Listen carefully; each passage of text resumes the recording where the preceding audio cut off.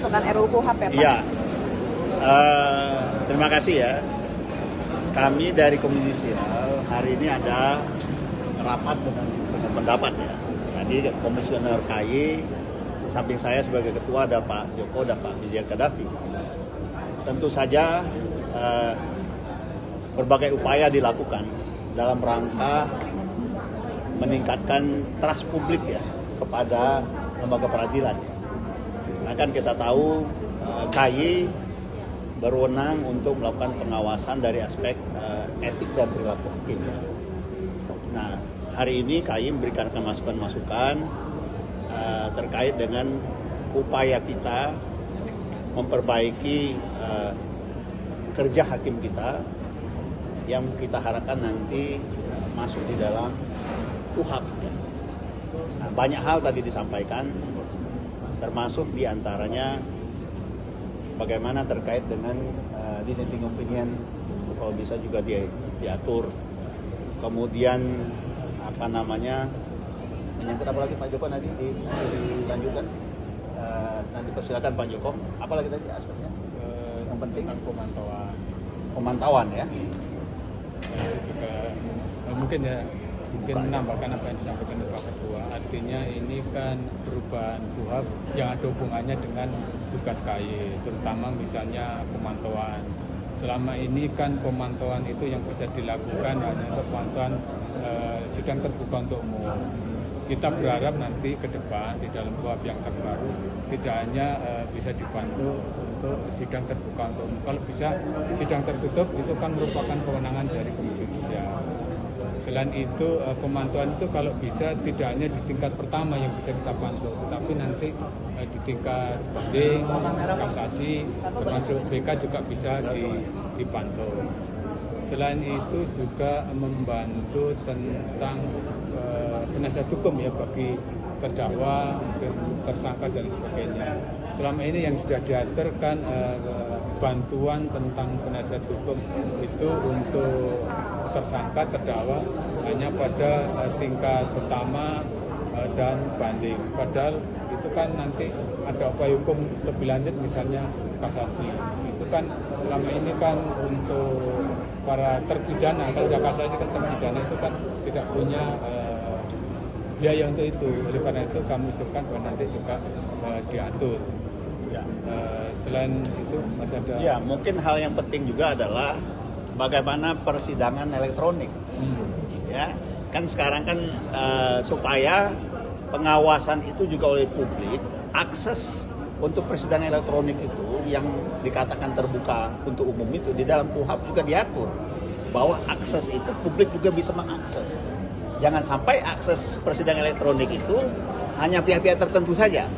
Nah, kita minta itu dimuat di dalam KUHP ya. Itu beberapa hal yang penting ya. Dan memang kami akan nanti berikan secara tertulis karena ini juga mendadak ya, cuma waktu 2 hari. Nanti akan kami sampaikan juga kepada teman-teman media ya. Seperti itu demikian ya.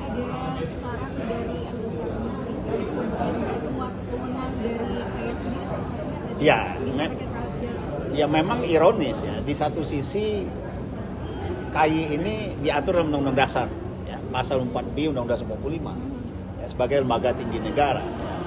Tetapi kan kalau kita bicara tadi anggota Komisi 3 DPR RI juga prihatin sebetulnya dengan kewenangan yang dimiliki oleh KY. Bagaimana mungkin pengawas eksternal itu bisa menjalankan tugasnya dengan baik kalau misalnya dari aspek struktur ya, hakim di seluruh Indonesia tadi dikemukakan oleh harapan dari Komisi 3 juga bisa mengawasi hakim di seluruh Indonesia yang jumlahnya mungkin di atas 8.000 dengan 7 komisioner, tetapi juga kami tidak memiliki perwakilan, yang ada adalah kantor penghubung. Kantor penghubung namanya saja penghubung, berarti tidak punya kewakilan, yang ada adalah kantor penghubung. Kantor penghubung namanya saja penghubung, berarti tidak punya kewenangan apa-apa, hanya kewenangan koordinasi. Sehingga kalau ada laporan dari daerah-daerah di Indonesia, mereka hanya menerima laporan itu, kemudian meminta pusat menindaklanjuti. Ya, nah tentu ini problem. Mungkin laporan pertama pelapor masih gembira, penuh harapan, tapi datang kedua mulai agak naik darah juga itu. ketika ditanyakan bagaimana laporan kami, jawabnya kami sedang menanya kepada pusat. Nelpon ke pusat karena banyak urusan juga, nanti mungkin belum aja juga kejelasan.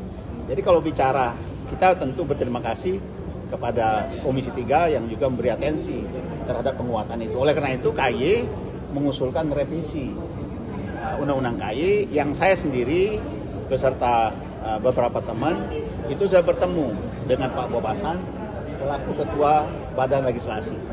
Beliau sangat support, beliau mengatakan saya ada berada di depan untuk merevisi Undang-Undang KY sehingga KY bisa lebih kuat untuk menjalankan fungsi-fungsinya sebagaimana diperintahkan baik oleh Undang-Undang Dasar maupun Undang-Undang. Apa saja tadi poinnya? Termasuk dengan penangkapan tidak hanya terkait dengan etik?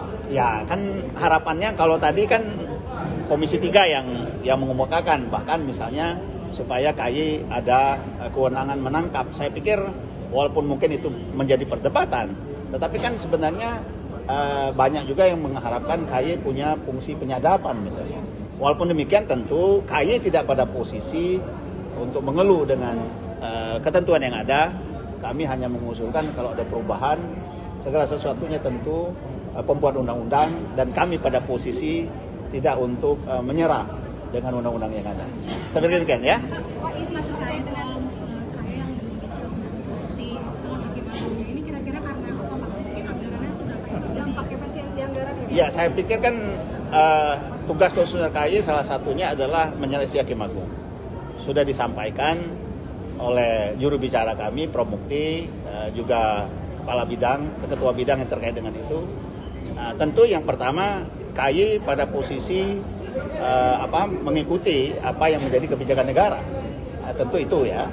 Dan juga diantaranya kami diminta melakukan efisiensi ya segala hal. Karena dengan anggaran yang ada operasional saja sehari-hari itu agak terganggu. Apalagi dalam rangka menjalankan tugas pokok dan fungsinya ya. Karena KY juga tidak cukup.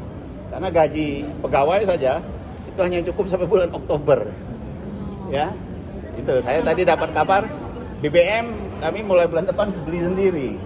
Oh gitu Pak. Ya. 54% lebih potongan itu. Kendaraan kami. Dari tahun 2025 yang kemudian dipotong Pak. 54% ya. Kami ya 54% itu dari 184. Ya nggak ada lagi memang. Ya kalau dipotong dari yang besar mungkin masih besar. Nah ini dari kecil dipotong. Ya, itulah. Tapi kira-kira berapa sih yang dibutuhin buat anggaran apa seleksi calon hakim ini Pak? Kalau untuk hakim agung itu perkiraan antara 4 sampai 5 miliar. Untuk sekarang berarti Ya, berapa Pak? sudah dilaporin nggak ada. Tidak ada. Sudah berkomunikasi dengan Kemenku terkait Oh tentu kami sudah, saya pikir banyak pihak ingin ada perbaikan ya. Kami sudah ngontak Pak Ibu Menteri Keuangan dan kami yang berjanji untuk bertemu kepada beliau minta jadwal minggu depan. Berarti potensi ada tidak adanya seleksi ya Pak? Ya Akibatnya? sejauh ini memang nggak bisa. Karena kan kenapa kemarin ada konferensi pers menjawab itu? Karena ada surat Mahkamah Agung yang meminta kami menyelesaikan hakim agung. Dan itu harus kami jawab ya, terkait surat itu maksimal 15 hari. Maka kami nggak punya pilihan lain, harus menjawab. Itu kira-kira ya.